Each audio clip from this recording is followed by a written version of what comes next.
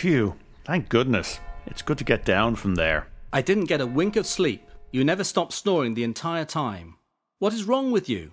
It's bad enough that I have to be fixed in a perch next to you, but to be subjected to your nocturnal noise-making, it's worse than being in a working coal mine. Now, lad, that's no way to start the day. We have a busy day ahead of us. Do you have the clean, warm blankets ready for the street ministry? Yes, they're ready to go, freshly laundered. How about the sandwiches and the hot drink containers? Did you make the coffee and boil the water for the tea? Not yet. I just popped off the badge. I'll make the tea when we meet the rest of the team. I trust those sandwiches were prepared in a kitchen that has met the mandatory standards required by the appropriate health authorities? Yes, of course. Food safe, serving it right, we're covered. Should we take some other food out on our rounds today? How about granola bars? Hang on, I know. While you're making the tea, you can boil some eggs. Boil some eggs? Ew! Well, maybe not then. Good point. Don't forget we're going to visit a few folks in the parish who've been under the weather lately and help with their yard work, so don't forget your gardening gloves. All right, I've got them ready to go with the other stuff. So... shall we be off then? Yep, let's go.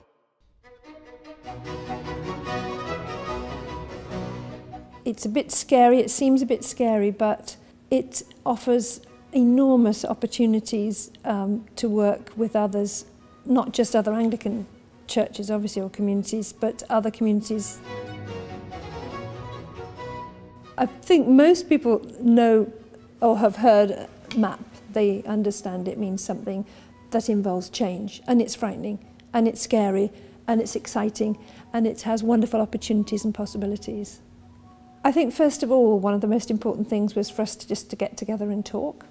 It seems like a straightforward thing, but it's been something that perhaps we haven't had an opportunity to do before, so to get to know each other. Primary goals of MAP, as I understand it, were to take a look at the resources of the Anglican Church in North Vancouver and to begin to get some understanding of what those resources are.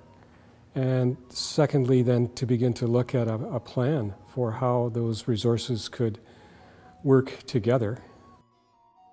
We like to say that we are actually 6 worshipping communities.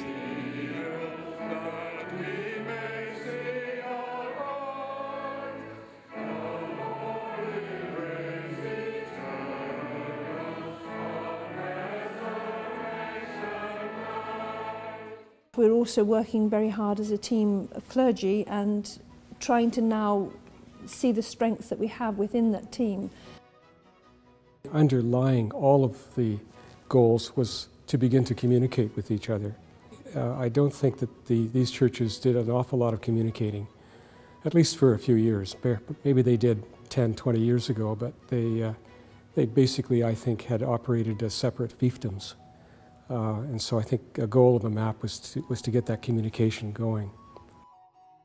One of the limitations of the MAP process is that we really didn't talk about what is our mission, but we really didn't tackle that.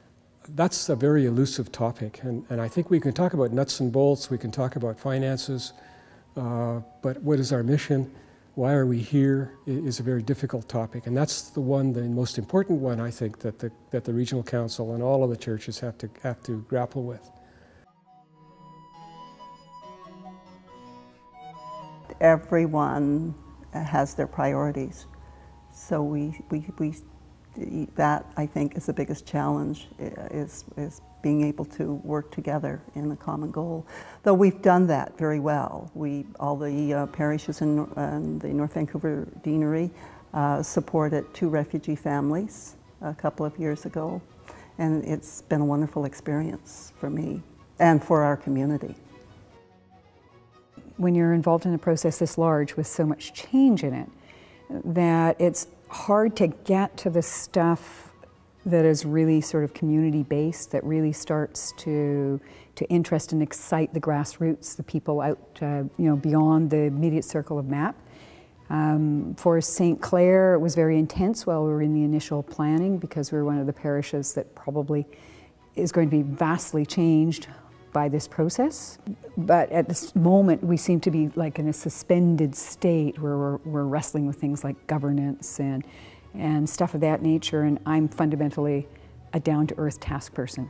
So for me, the challenge is getting through the interim period so we get into some actual implementation. I think that you have to start with the people that are employed and figure out how's this going to work for them. I think in terms of the clergy, I think the map as an evaluative process demonstrated that the clergy were the dominant ones in this process, and that the clergy, by and large, had I don't quite know how to phrase it. I think the clergy, yeah, I'll say it, the clergy had the most to lose. We together see a lot of hope in trying to tackle things that we see in community that need to be addressed, or people that want to be engaged with us, towards solutions in community now have, a better opportunity of having something actually happen. I think it's caused us to think very, very differently and very creatively about what it means to be an Anglican presence in North Vancouver.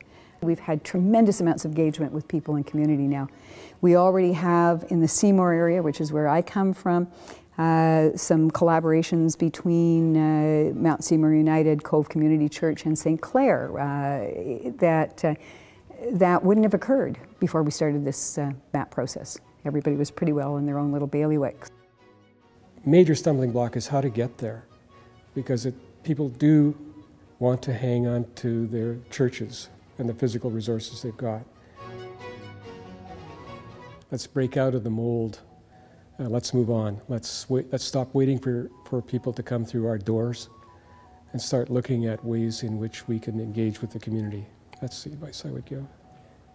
We're in it together, and that's what matters. I think it matters to us as a diocese as well. So go for it.